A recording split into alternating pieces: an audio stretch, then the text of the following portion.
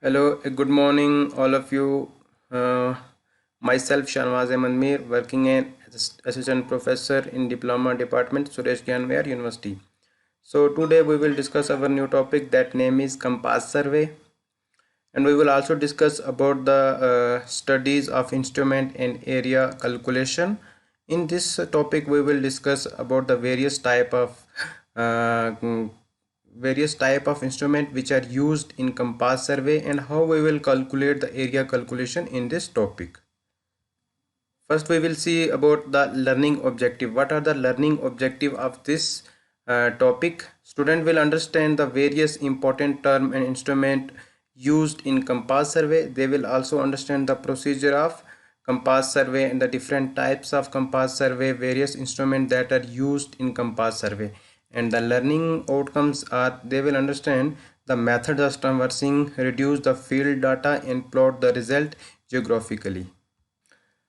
Uh, let's start the compass survey. The compass survey is a type of survey which is used in civil engineering. With the help of compass, we will measure the directions with the help of compass. There are two types of compass.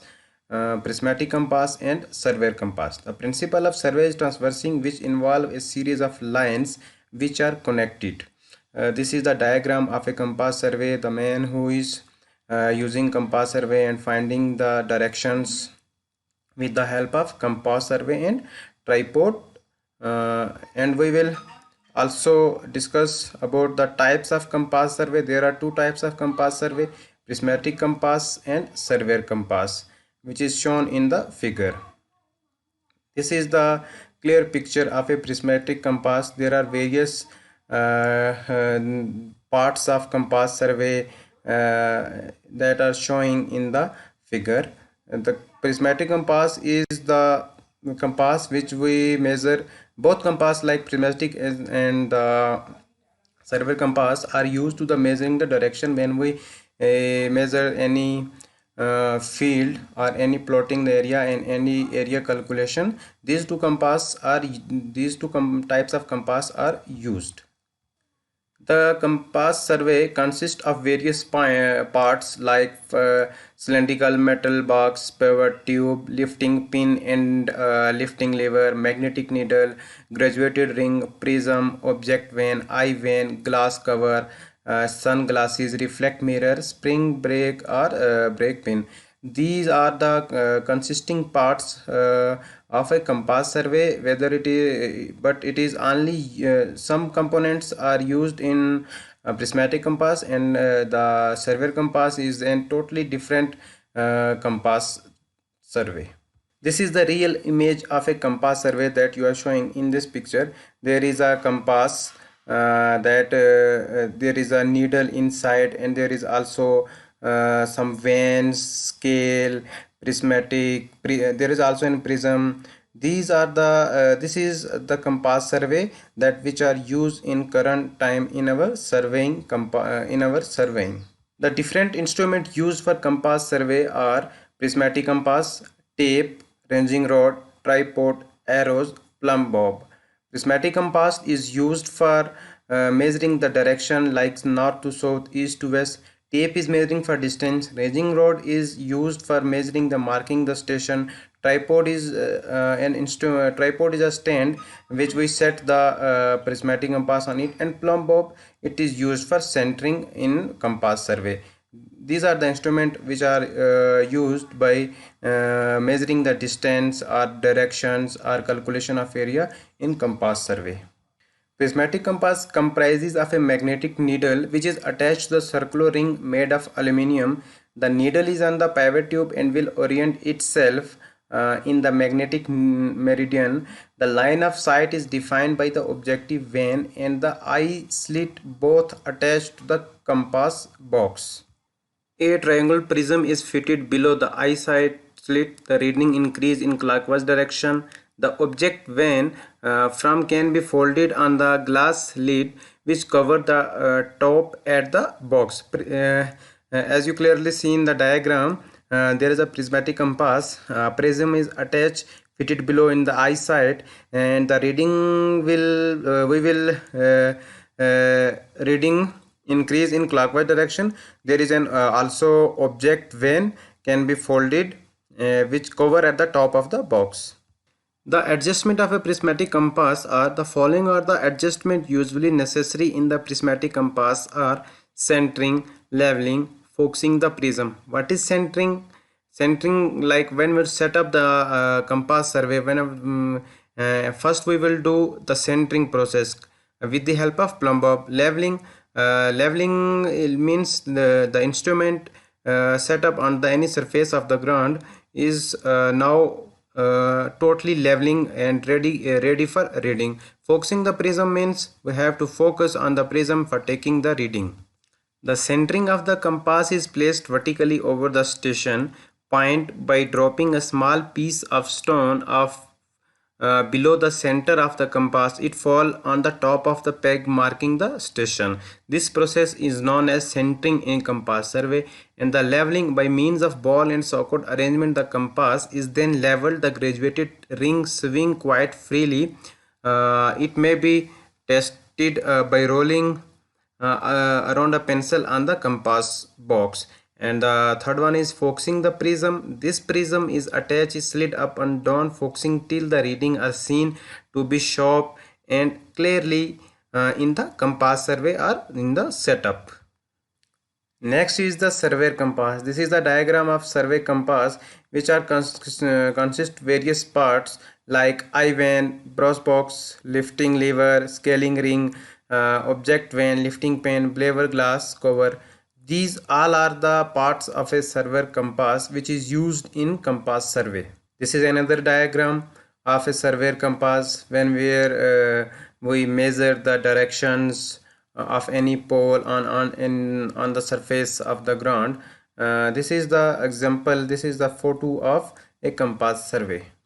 The working process of a surveyor compass is totally same with like as prismatic compass.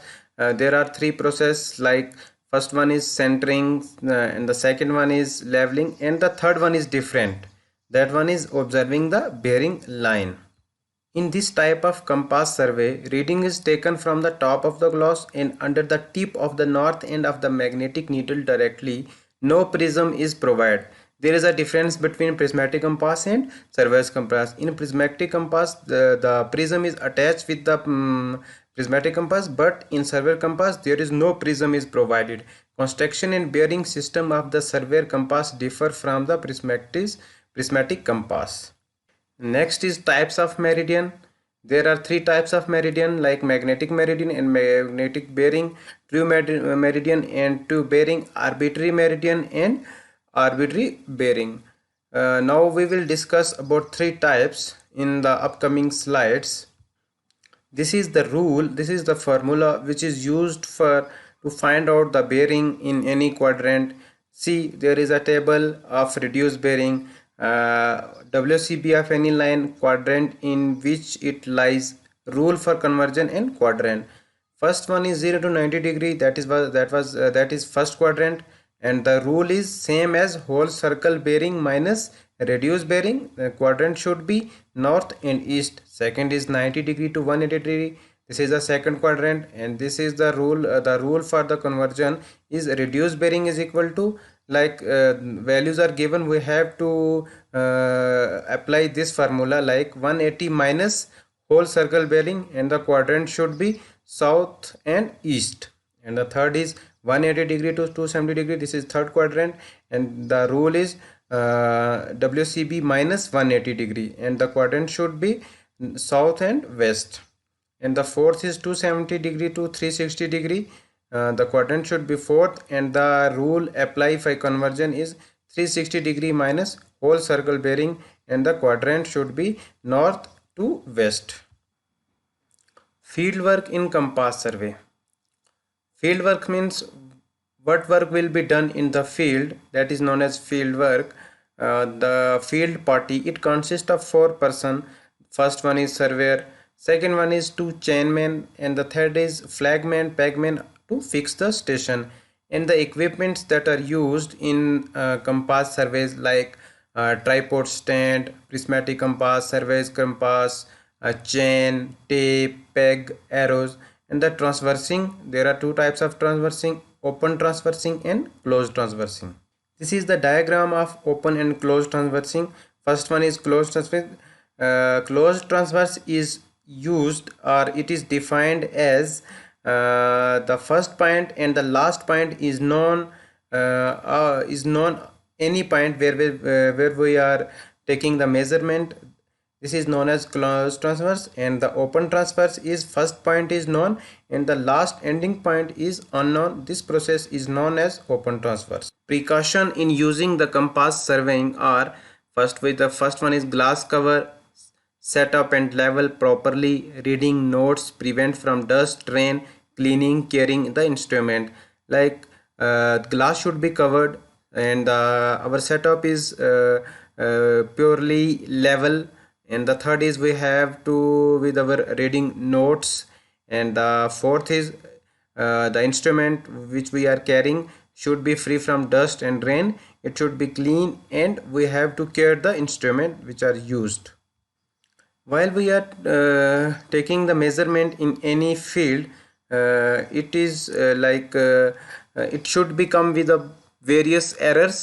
Like errors in compass survey, the errors may be classified as: the first one is instrumental error, personal error, error due to natural cause. The points should be are improper balance weight, bent pivot tube, sluggish needle, setup is not properly leveled, marking the station is not accurate, reading should not clear. There is also mistakes while taking the reading. These are the errors which are used in compass survey. Then next है हमारा types of plans. Types of plans में आपका आ जाता है location plan, then उसके बाद layout plan, and then उसके बाद साइट प्लान. जो लोकेशन प्लान है, a location plan shows the location of area and plot is called as location plan. Location plan वो प्लान है कि किसी भी साइट का जो भी लोकेशन शो करे, उस तरीके का हम जो प्लान ड्राइंग करते हैं वो उसको हम लोकेशन प्लान बोला जाता है. देन नेक्स्ट है हमारा layout plan. Layout plan should shows plot and plot boundaries. It is use to fix location of plant. जिस रीजन में हम काम कर रहे हैं, जिस प्लॉट पे हमारी वर्किंग हो रही है, उस प्लॉट के उस प्रॉपर्टी की जो बाउंड्रीज हैं उसको हम शो करके ड्रा कर सकते हैं. तो उसको हम क्या बोलते हैं? Layout plan. देन उसके बाद आपका आता है साइट प्लान. साइट प्लान वो प्लान है कि जहाँ पे हमारी साइट चल रही है, वो रोड किससे कितना दूर है, कितने डायमेंशंस हैं उसके प्लॉट के, और कौन कौन सी उस एरिया में ऐसी प्रपोज बिल्डिंग है, कोई स्कूल है या हॉस्पिटल है, जो भी है वो एक साइट प्लान. उसके नियर अराउंड जितने भी रीजन हैं उसको हम एक प्लान बना के ड्रा कर सकते हैं पेपर पे, तो हम उसको साइट प्लान बोलते हैं. देन नेक्स्ट है हमारा line plan. A line plan shows arrangement of various propose building with details such as doors and window drawn not to scale. They are used in initial stage of planning. And the building plans, a building plan shows all rooms, walls, doors and windows and detail to scale. They are useful during the execution of work. So the line plan वो plan है कि जिससे हम क्या करते हैं, कोई भी अपने स्ट्रक्चर कोई ड्राइंग है उसको हम ड्रा करते हैं, उसमें से दो चीज़ों को छोड़ के, जैसे डोर्स एंड विंडो को एक्सेप्ट करके, उनको एग्जाम्प्ट करके हम जो भी प्लान बनाते हैं वो हमारा इसमें आता है लाइन प्लान में. देन उसके बाद है आपका बिल्डिंग्स प्लान. तो बिल्डिंग प्लान वो प्लान हुआ, नाम से ही पता चल जा रहा है कि किसी भी एक स्ट्रक्चर का, एक पूरी बिल्डिंग का जो प्रॉपर प्लान होना चाहिए, जिसमें रूम्स हों, वॉल्स हों, डोर्स हों, विंडोज़ वगैरह, ये सब डिटेल जो भी हैं हम उसमें फिल करके जो भी एक प्रॉपर ड्राइंग करके एक प्लान बनाते हैं उसको हम बिल्डिंग्स प्लान बोलते हैं. देन नेक्स्ट है हमारा इक्विपमेंट रिक्वायर्ड फॉर चेनिंग. ऐसे कौन कौन से हमारे इक्विपमेंट्स हैं जो हमें चेनिंग के दौरान हमें ज़रूरत पड़ती है. Chain, it is a very old method for measurement of distance by chain. Chain सबसे पुराना मेथड है मेज़रमेंट का, जिसके द्वारा हम क्या करते हैं कि डिस्टेंस को मेज़रमेंट करते हैं। अब बात करें इसको कि इसमें क्या क्या कैसे कैसे इसकी कंस्ट्रक्शन होती है।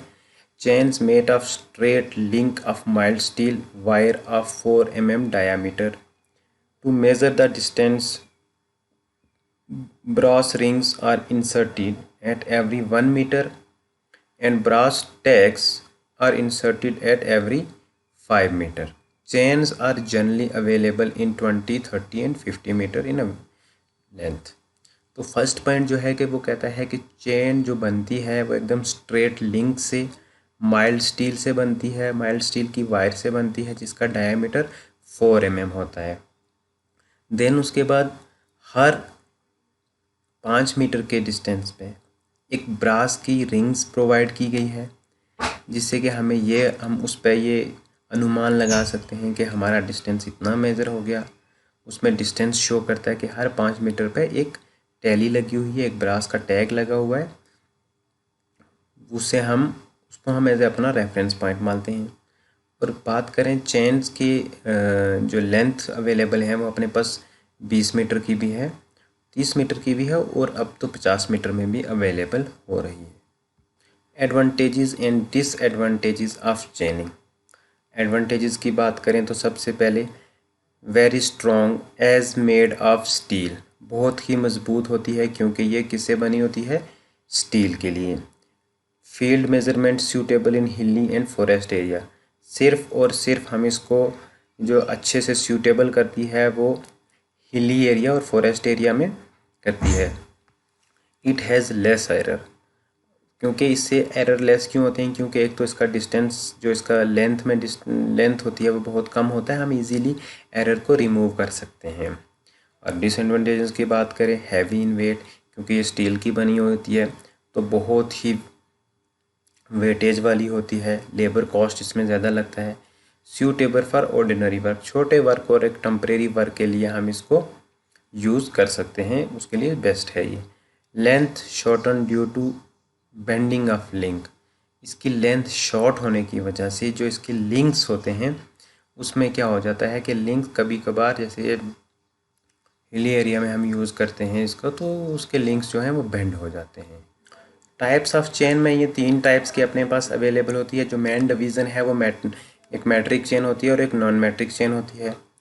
मैट्रिक चेन वो चेन होती है कि जिसके यूनिट मीटर में हों तो हम उसको एक मैट्रिक चेन बोलते हैं, और नॉन मैट्रिक चेन वो चेन होती है कि जिसके यूनिट मीटर में ना हो, उसको हम नॉन मैट्रिक चेन बोलते हैं। तो मैट्रिक चेन में जो हमारे पास लेंथ अवेलेबल है वो 20 मीटर और 30 मीटर है। और बात करें लिंक्स की तो उसमें 100 लिंक्स होते हैं 20 मीटर वाली में, और 150 लिंक्स होते हैं 30 मीटर वाले में। अब घंटर चेन की बात करें तो घंटर चेन की जो लेंथ होती है उसके सबसे पहले जो यूनिट होते हैं वो यार्ड्स में होते हैं, मैट्रिक चेन के यूनिट मीटर में होते हैं और घंटर चेन के यूनिट यार्ड्स में होते हैं। जो कि इसकी लेंथ है वो 66 फीट होती है और 150 इसके लिंक्स होते हैं। और इंजीनियरिंग चेन की बात करें तो इसके भी यूनिट यार्ड्स में होते हैं। ये बाहर के कंट्रीज़ में यूज़ किया जाता है, हमारे इंडिया में मैट्रिक चेन को यूज़ किया जाता है। और जो 100 फीट इसकी लेंथ होती है और 100 ही लिंक्स होते हैं इंजीनियरिंग चेन में। फिर उसके बाद अब दो तरीके का इसमें काम होता है, 2 तरीके के सर्वेयर होते हैं। एक फील्ड वर्क का सर्वे होता है और एक ऑफिस वर्क का सर्वे होता है। इसमें जैसे कोई भी हम काम फील्ड में करें तो उसको हम फील्ड वर्क बोलते हैं, फिर उसी काम को जाके हम ड्राइंग बनाते हैं तो वो ऑफिस वर्क होता है। तो फील्ड वर्क जो होता है it consist in taking measurement for detail recording field note and setting out of the work. So basically field work में हम क्या करते हैं कि मेज़रमेंट लेते हैं डिटेल्स की, जो हम काम करते हैं उनकी मेज़रमेंट लेते हैं, देन उसके बाद उसको हम रिकॉर्ड करते हैं अपनी फील्ड बुक पे और फिर काम अपने को सेट आउट करते हैं। और ऑफिस वर्क की बात करें, it consist in preparing maps plan section from the data collected in the field and also collected the area and the volumes and designed the various structure। तो जो office work है, office work में हम केवल वही काम करते हैं कि जैसे हमने जो काम हमने फील्ड में किया हो, जो मेज़रमेंट हमने फील्ड वर्क में ली हो, उसको हम क्या करते हैं कि वही उसको कैलकुलेट करके फिर उसके मैप्स वगैरह एंड उसके जो भी है सेक्शंस हो गए, उसके एलिवेशंस हो गए, उसको हम ड्रा करते हैं किस पे, ऑफिस वर्क में किसी भी एक ड्राइंग शीट पे। देन उसके बाद एक पॉइंट इसमें और ऐड हो जाता है, care and adjustment of instrument. अब मेन चीज़ ये है कि जब तक हम इंस्ट्रूमेंट की केयर नहीं करेंगे वो अच्छे से एडजस्ट नहीं हो पाएंगे। तो सबसे जो मेन और इम्पोर्टेंट फैक्टर है इसमें वो केयरिंग है, किसकी, इंस्ट्रूमेंट के एडजस्टमेंट करने की। इसमें भी कुछ एक दो लाइनें हैं, जैसे कि the survey must be thoroughly familiar with the instrument which he will be called upon the use, he must also know the method of testing and adjusting the instrument. अब बात करें केयरिंग एंड एडजस्टमेंट की, तो care and adjustment वो एक ऐसा factor है कि वो स्किल्ड लेबर होनी चाहिए उसके लिए, और वही पर्सन उसको यूज़ करना चाहिए कि जिसको उसके बारे में नॉलेज हो, तभी वो केयर भी कर पाएगा। देन उसके बाद एक प्रॉपर एडजस्टमेंट भी कर पाएगा। इम्प्रॉपर एडजस्टमेंट से क्या होगा कि उसमें एरर्स आएंगे, फिर एरर्स को रिमूव करने में बहुत सारा वक्त लगता है। देन उसके बाद कई बार हमें दूसरी बार रीडिंग लेनी पड़ती है, उसमें भी हमारा एक्स्ट्रा टाइम लगता है। तो हम टाइम को ज़्यादा लिए हुए हमें क्या करना चाहिए, अपने इंस्ट्रूमेंट की केयर करना चाहिए। ऐसा नहीं होना चाहिए कि हमने इंस्ट्रूमेंट यूज़ किया देन उसके बाद उसको धूप या डस्ट में छोड़ दिया, जिससे क्या होता है कि इंस्ट्रूमेंट के लेंसेज ख़राब हो जाते हैं, उनको करोजन लग जाता है। एक प्रॉपर उनको केयर करनी पड़ती है, देन उसके बाद उसकी एडजस्टमेंट करनी पड़ती है। Caring and adjusting is the most important factor in the field of surveying engineering. So care और एडजस्टमेंट जब तक नहीं होगी इंस्ट्रूमेंट की, तो हम उनसे जो रीडिंग्स लेते हैं या जो भी हम बाकी की मेज़रमेंट करते हैं वो एकदम इम्प्रॉपर रहेगी। देन नेक्स्ट है उसके बाद टेप्स और मटेरियल यूज। टेप क्या क्या होता है? टेप्स बेसिकली एक मॉडर्न टाइम में सर्वे का एक इंस्ट्रूमेंट है, जिससे हम क्या करते हैं, पहले एंशिएंट टाइम में हम चेन से मेज़र करते हैं, अब हम किससे करते हैं, टेप से करते हैं। तो टेप से हम क्या करते हैं कि हम बेसिकली टेप से मेज़रमेंट लेते हैं, डिस्टेंस करते हैं, जो कि बहुत ही आसान है और एक्यूरेट मेथड है। अब टेप्स में भी डिफरेंट टाइप्स की टेप्स हैं। क्लॉथ एंड लिनन टेप होती है, किसकी बनी होती है, ये वर्निश स्ट्रिप ऑफ वोनल लिनन की कपड़े की टेप होती है, जो कि आपने देखा होगा बहुत सारे दर्जियों के पास होती है। देन उसके बाद इंजीनियरिंग के पास भी ये टेप होती है। Metallic tape reinforce with brass और कॉपर वायर। मेटेलिक टेप वो टेप है जो कि रेनफोर्स और ब्रास और कॉपर वायर से बनी होती है। स्टील टेप एक होती है, स्टील टेप स्टील रिबन की बनी होती है। देन उसके बाद आपकी एक इनवार्ट टेप है, जो कि अलॉय स्टील और निकल की बनी होती है, जिसमें अलॉय की जो मात्रा होती है वो 64% होती है और जो निकल होता है वो 36% होता है उसमें। Hello everyone, myself Shahnawaz Ahmad Mir, faculty of diploma department, Suresh Gyan Vihar university. So today our next lecture. In this lecture we will discuss about the brief introduction of chain, tape, and what are different types of maps are used in chain survey or in survey, and we will also discuss about chain survey. And in this video lecture we will discuss about the main vision of surveying, like plan survey and geodetic survey. So one by one we will discuss in this video.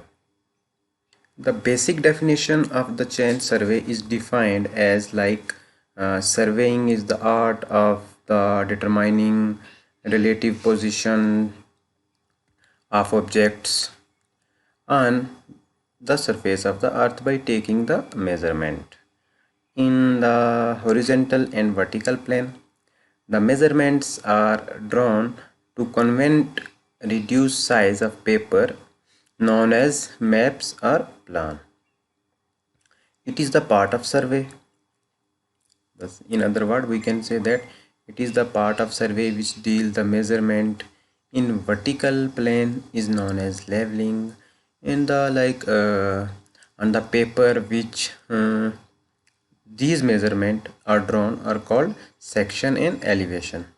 So the basic surveying and leveling are considered to be different types of operation, but in the wider sense, a wider report, the term survey includes leveling. So the main object of the surveying is to obtain map or a plan of the area surveyed. The art of the surveying and maps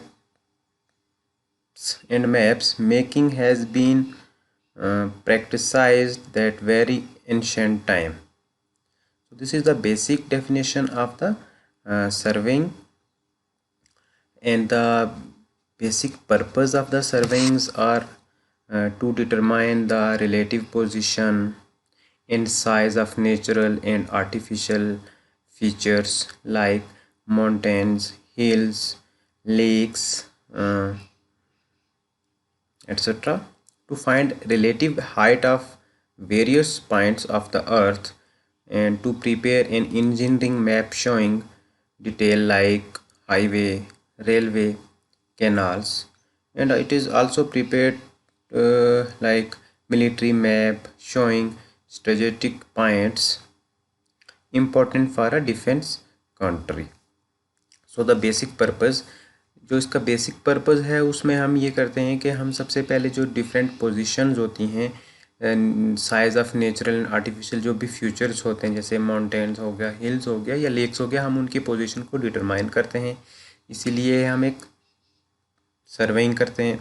फिर उसके बाद जो बहुत सारे various points होते हैं हमारे earth surface पे, हम उनको फाइंड आउट करते हैं। फिर उसके बाद जो भी हम सर्वे करते हैं उसका एक मैप बनाते हैं, उसमें इंजीनियरिंग डिटेल्स को ऐड किया जाता है। जैसे हाईवे का अगर कोई हम सर्वे करते हैं तो हाईवे डिटेल्स ऐड की जाती है। रेलवेज़ का अगर सर्वे करेंगे तो रेलवेज़ डिटेल होगी, कितना एलिवेशन है, कितना सुपर एलिवेशन है, कितना टर्न आउट है, वो सब हम इसमें यूज़ करते हैं।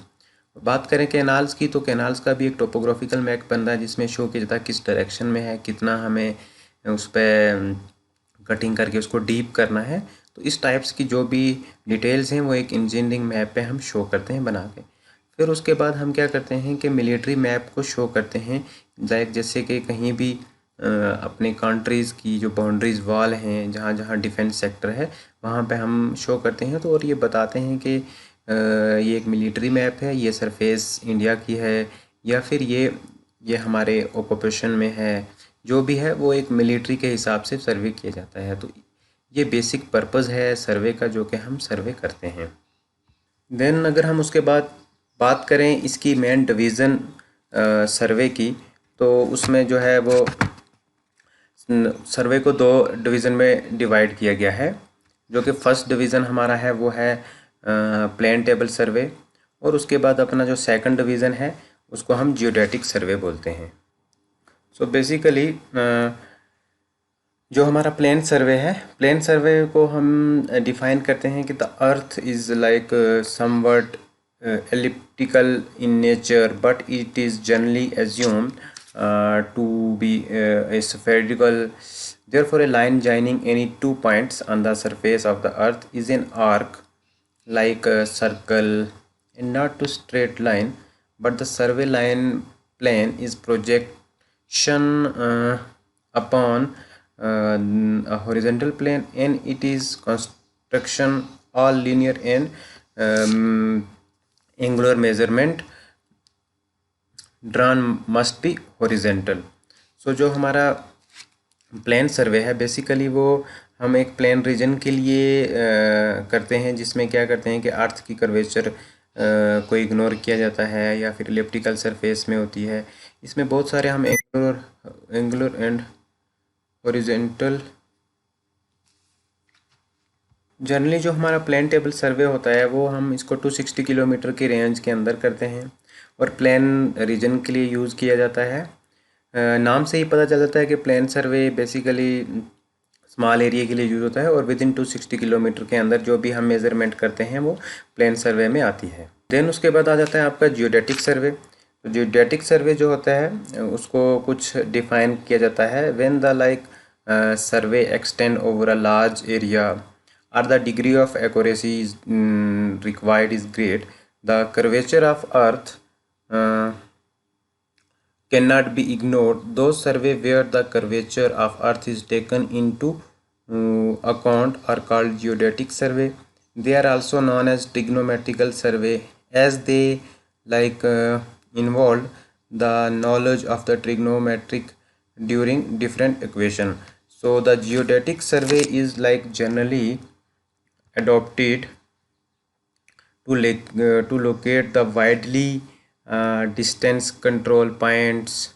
Survey to be conducted between these points. It is the require the use of very redefined instrument as well as method of observation and adjustment. So basically जो हमारा जियोडेटिक सर्वे है, सबसे पहले वो लार्ज एरिया के लिए यूज़ किया जाता है. देन उसके बाद हम इसमें क्या करते हैं कि जो भी हमारा एरिया 260 किलोमीटर से ज़्यादा होता है उसको उस एरिया को हम जियोडेटिक सर्वे में क्लासीफाई करते हैं. देन इसके बाद इसका जो एडजस्टमेंट है और जो मेज़रमेंट है वो एकदम उसमें ग्रेट एक्यूरेसी हमें चाहिए. तो जियोडेटिक सर्वे बेसिकली 260 किलोमीटर के अबोव का एरिया का जो भी हम मेज़रमेंट करते हैं या एडजस्टमेंट करते हैं उसको जियोडेटिक सर्वे कहा जाता है. Then next is maps and plans. ये तो एक बेसिक टर्म है, आपने नाम भी सुना होगा, मैप्स और प्लान. जैसे हमारा इंडिया का मैप्स है, उसमें मिलिट्री मैप है, ओशन मैप है, सी मैप है, सब टाइप्स के जो भी मैप्स हैं वो मैप्स में आते हैं. प्लान्स हो गया कि किसी भी बिल्डिंग का प्लान, किसी भी अपार्टमेंट का प्लान, किसी भी स्ट्रक्चर का प्लान, उनको हम कैसे ड्रा करते हैं, उनका कैसे सर्वे किया जाता है, तो हम उसको मैप्स एंड प्लान बोलते हैं. So map, when a larger area is drawn to the scale on a paper is called map. Means maps जो है वो कोई भी बड़े एरिया को जो हम किसी भी पेपर पर ड्रा करते हैं, जिसमें हम ये उस पर शो करें कि ये इसके अंदर इतने रीजन्स हैं, इतनी स्टेट्स हैं और उसकी ये कैपिटल्स हैं, या फिर कोई और बड़ी बाउंड्री वगैरह शो करें, तो हम उसको मैप्स बोलते हैं. प्लान वो हो गया कि कोई भी स्मॉल एरिया को हम किसी भी पेपर पर ड्रा करें, तो हम उसको क्या बोलते हैं, प्लान बोलते हैं. अब स्केल की बात करें तो इसको हम सेंटीमीटर और किलोमीटर में भी ड्रॉ कर सकते हैं, बता सकते हैं, इसका डिस्टेंस ले सकते हैं. और वहीं प्लान जो है उसको सेंटीमीटर और मीटर में हम इसको ड्रा कर सकते हैं. एग्जांपल मैं आपके बता दूं, मैंने पहले ही आपको बताया कि जो मैप की एग्जांपल है वो जैसे नेशंस के मैप हो गए, टाउन्स के हो गए, सिटीज़ के हो गए, वो सब आपका मैप में आता है. और बात करें प्लान की, तो प्लान किसी भी बिल्डिंग का प्लान, ड्राइंग हो गया, उसमें कितने सेक्शंस हैं, कितने एलिवेशंस हम उसमें प्रोवाइड करते हैं, तो वो सब किस में आता है, प्लान्स में. अब इनका यूज़ कहाँ कहाँ होता है. बात करें मैप्स की, जैसे हमारे खुद के कंट्री इंडिया का मैप है, उसमें बहुत सारी कैपिटलों को ड्रा किया हुआ है, फिर उनकी बाउंड्री को ड्रा किया हुआ है, फिर उनके एरिया को बताया हुआ है, फिर उसमें ये भी एक पर्टिकुलर बताया हुआ है कि इस स्टेट के अंदर इतना एरिया है, ये सबसे छोटी स्टेट है, ये सबसे बड़ी है, ये किसके साथ कनेक्टेड है, नॉर्थ रीजन में है, साउथ में है, ईस्ट में है या वेस्ट में है. तो वो सब जो भी डिटेल्स हैं, कहाँ कहाँ उनमें रोड का नेटवर्क है, कैसे कैसे ट्रांसपोर्टेशन है, वो सब मैप पे हम ड्रा कर सकते हैं. और उस दूसरी तरफ कोई भी बिल्डिंग्स हम जब बनाते हैं या कोई भी छोटे एरिया को हम मेज़रमेंट कर सकते हैं, किसी सिटी को, किसी टाउन को मेज़रमेंट करें, या किसी भी बिल्डिंग के स्ट्रक्चर का हमें कुछ भी बनाना हो, तो उसका हमें प्लान बनाना हो, तो हम उसको हम एक पेपर पे ड्रा कर सकते हैं. तो जैसे एक अपार्टमेंट की बात करें तो उसमें हम ये बता सकते हैं कि नंबर ऑफ़ बीम्स कितने हैं, नंबर ऑफ़ कॉलम्स कितने हैं, वही स्ट्रक्चर हमारे मेन सिटी से कितना दूर है, कितने एलिवेशन पे है, कितने डिस्टेंस पे है. और जो भी बिल्डिंग के अंदर हम यूज़ करें, कुछ भी मटेरियल यूज़ करें, कुछ भी किसी किस्म का कोई भी ऐसा मटेरियल यूज़ करें, तो हम उसको हम आराम से प्लान पे ड्रा कर सकते हैं. तो बेसिक डिफरेंस क्या हुआ मैप एंड प्लान का. मैप क्या है कि किसी भी नेशन को ड्रा करता है, उसकी बाउंड्री को ड्रा करता है, लाइक सिटी हो गई या स्टेट्स वगैरह हो गया. और प्लान वो हो गया कि किसी भी बिल्डिंग की, किसी भी प्लॉट्स को हम जब मेज़रमेंट करें तो उसकी जो भी ड्राइंग बनती है, उस ड्राइंग को हम आराम से इस पे प्लान में ड्रा कर सकते हैं. चाहे वो सेंटीमीटर में हो या मीटर में हो। So this is the basic difference between maps and plan. Then types of maps. Types of maps में जियोग्राफिकल मैप है, टोपोग्राफिकल मैप है, कैडेस्ट्रल मैप है एंड सिटी मैप है। टोपोग्राफिकल जो मैप है उसको हम डिफाइन कर सकते हैं कि this is used for determining the natural features of the country such as lakes, rivers, hill, wood and नालाज और also artificial object such as canal, railway, road, towns and village.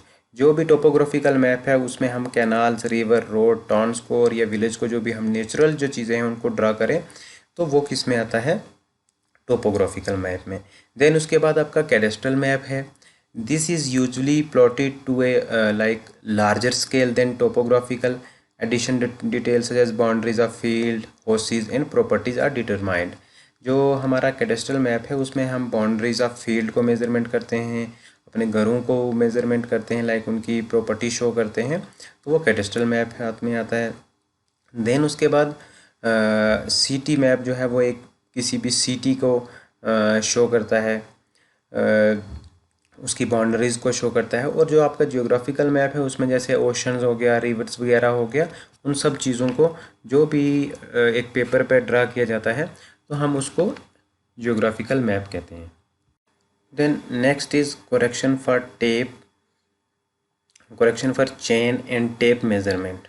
ऐसी कौन कौन सी करेक्शंस हैं जो चेन और tape measurement में use की जाती हैं। तो इसमें 3-4 टाइप्स की ये टेप करेक्शन है, चेन करेक्शन है। सबसे पहले chain correction for standard length. Chain में be found to be longer or shorter than its is designed length before and after the distance measurement taken. If the chain is found to be long it will measure less distance than true distance. Similarly, if the chain is too short, it will measure more distance than the true distance. If incorrect length of chain is known, correction to be applied to measurement distance so that true distance is obtained. So basically first जो correction है वो हमारी वो length पहले की बात की गई है कि अगर हमारी चेन या तो ज़्यादा लंबी होगी या वो ज़्यादा छोटी होगी, उसके कारण जो भी हम डिस्टेंस मेज़र करेंगे, अगर हमारी चेन लंबी पाई जाती है तो वो क्या करेगी, लेस डिस्टेंस मेज़र करेगी देन किससे, टू डिस्टेंस से। अगर इसी तरह हमारी चेन टू शॉर्ट होगी तो हमें ज़्यादा बार मेज़रमेंट करनी पड़ेगी as compare to to distance. तो अगर हमारी चेन की लेंथ ही इनकरेक्ट है तो जाहिर सी बात है कि जो भी हम मेज़रमेंट करेंगे उसमें क्या होगा, करेक्शन होगा। करेक्शन होगा तो उससे क्या होगा, हमारी रीडिंग्स एक्यूरेट नहीं होंगी। जो हमारी फर्स्ट करेक्शन थी वो चेन की करेक्शन थी, जिसके बारे में उन्होंने ये बताया कि चेन की लेंथ ज़्यादा या छोटी होगी तो उसके कारण क्या क्या एरर्स होंगे। देन उसके बाद हमारा आ जाता है टेप करेक्शन। टेप करेक्शन का भी लेंथ के बारे में बोला गया है। This correction is employed when tape may be found to be too longer or shorter than its design length are specified. इसमें भी यही है कि अगर हमारी चेन या तो ज़्यादा बड़ी होगी या ज़्यादा छोटी होगी तो उसके कारण जो उसमें लेंथ में जो इम्प्रॉपर आएगा वो हमारा क्या होगा, लेंथ, करेक्शन फॉर लेंथ। सो जो अपना टेप करेक्शन है उसको जो उसमें फर्स्ट लेंथ है, फर्स्ट करेक्शन है वो करेक्शन फॉर लेंथ है कि जो उसे ये हम डिफाइन करते हैं या डिटरमाइन करते हैं कि हमारा अगर टेप की लेंथ ज़्यादा छोटी होगी या ज़्यादा बड़ी होगी तो उसके कारण जो भी लेंथ के कारण मेज़रमेंट हम करेंगे तो उसमें करेक्शन आएगा, तो उसको हम क्या बोलते हैं, करेक्शन फॉर लेंथ। जिसका स्पेसिफाई फार्मूला जो है, स्पेसिफाइड फार्मूला वो है CA is equal to L.C/L, where CA वो correction for absolute length, L हो गया आपका मेजर लेंथ, और C जो है वो करेक्शन पर tape length and then L designated length of the tape. तो CA वो हो जाएगा जो करेक्शन आएगा लेंथ के कारण उसको हम करेक्शन फॉर एब्सोल्यूट लेंथ बोलते हैं।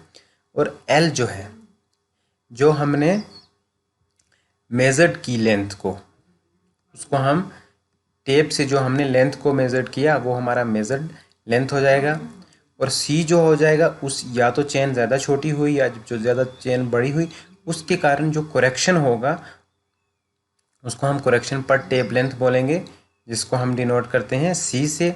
और एल जो है जो एक फिक्स्ड लेंथ होती है किसकी, designated length of the tape. This is the formula which is used in tape correction for length. Correction for temperature है दूसरा आपका length. This correction is necessary when the temperature on the field is different from the temperature at which tape is calibrated। जो correction हमारी temperature के कारण होगा उसको हम करेक्शन फॉर टेम्परेचर बोलते हैं। मान लो कि जब हम टेप को अपने लेबोरेटरी से लेके गए तो तब टेप का टेम्परेचर 25 डिग्री था। देन उसके बाद हम मेज़रमेंट करने लगे फील्ड में तो उस वहाँ पे टेम्परेचर बढ़ गया, तो उसके कारण जो करेक्शन होगा, टेप जो हमारा कैलिब्रेटेड हो जाएगा, एक्सपेंड हो जाएगा, तो उसको हम क्या बोलते हैं, correction for temperature. Correction for temperature का जो फार्मूला है वो है C T is equal to alpha T M minus T L into S. अब इसमें सी टी को है, सी टी को हम डिफाइन करते हैं किससे, करेक्शन फॉर टेम्परेचर से। देन अल्फ़ा जो हो जाएगा क्या हो जाएगा, थर्मल एक्सपेंशन, जो कोफिशिएंट ऑफ थर्मल एक्सपेंशन जो हो उसमें चेंज आएगा। टी एम आ जाएगा mean temperature during measurement. T M वो टेम्परेचर है कि जब हम फील्ड में मेज़रमेंट कर रहे थे, वो वाला टेम्परेचर को हम किसे डिनोट करते हैं, टी एम से। देन उसके बाद है आपका टी एस। टी एस वो टेम्परेचर है कि जो पहले से टेप का करेक्शन था, उस टेम्परेचर को हम टी एस बोलते हैं।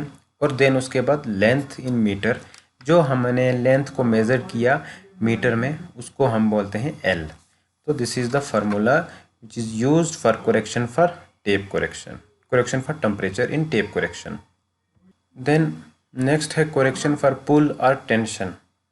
If the pull applied in the tape during measurement is more than standard pull at which tape was standard, its length increase due to this distance measured will be less than actual। सो जो हमारा tape correction पुल correction है, या उसको हम tension भी कह सकते हैं, जो पुल की वजह से हमारी टेप में करेक्शन आएगा डिस्टेंस मेज़र करते हुए, यह है उसको हम क्या बोलते हैं, करेक्शन फॉर पुल और टेंशन।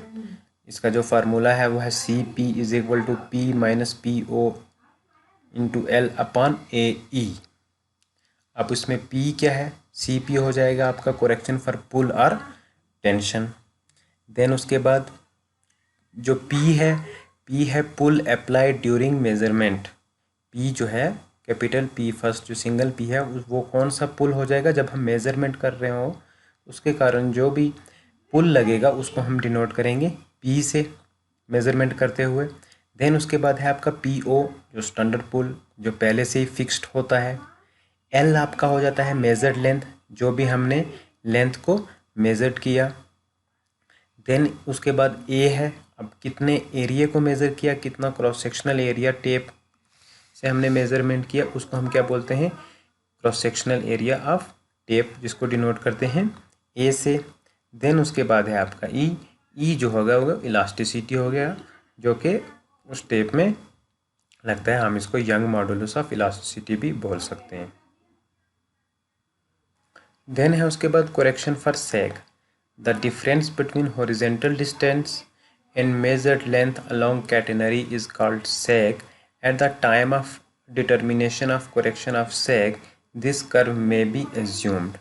तो जो सैग करेक्शन है वो वाली करेक्शन है कि जिससे हम क्या करते हैं, जब मेज़रमेंट करते हैं तो हम अपनी चेन को एकदम थोड़ा सा ढीला करते हैं, तो उसके कारण एक कर्व बन जाता है, एक कैटेनरी शेप बन जाती है, जिसके कारण हमारा एरर आता है। उस करेक्शन को हम क्या बोलते हैं, करेक्शन फॉर सैग, जो कि उसका फार्मूला है सी एस हो गया आपका करेक्शन फॉर सैग, W1 का होल स्क्वायर इंटू L1 अपॉन 24 पी स्क्वायर। सी हो जाएगा आपका सी एस क्या है, करेक्शन फॉर सैग, और W1 जो है वो उस टाइम वेट, अब W1 जो है वो हम मेज़रमेंट कर डिफाइन करते हैं किससे, वेट ऑफ टेप से। L1 हो गया आपका लेंथ ऑफ टेप, और जो 24 है 24 फार्मूले का है, और पी स्क्वायर जो होता है वो क्या हो जाता है कि जो भी उस करेक्शन में पुल अप्लाइड होता है हम उसको क्या बोलते हैं, pull applied to the tape which is denoted by P।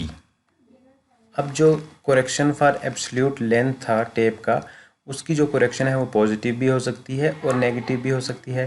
Correction for temperature की जो करेक्शन आएगी वो भी पॉजिटिव और नेगेटिव हो सकती है। देन उसके बाद जो हमारा करेक्शन फॉर पुल है वो भी पॉजिटिव या नेगेटिव हो सकता है, और देन उसके बाद जो हमारा करेक्शन फॉर सैग है वो हमेशा नेगेटिव रहता है।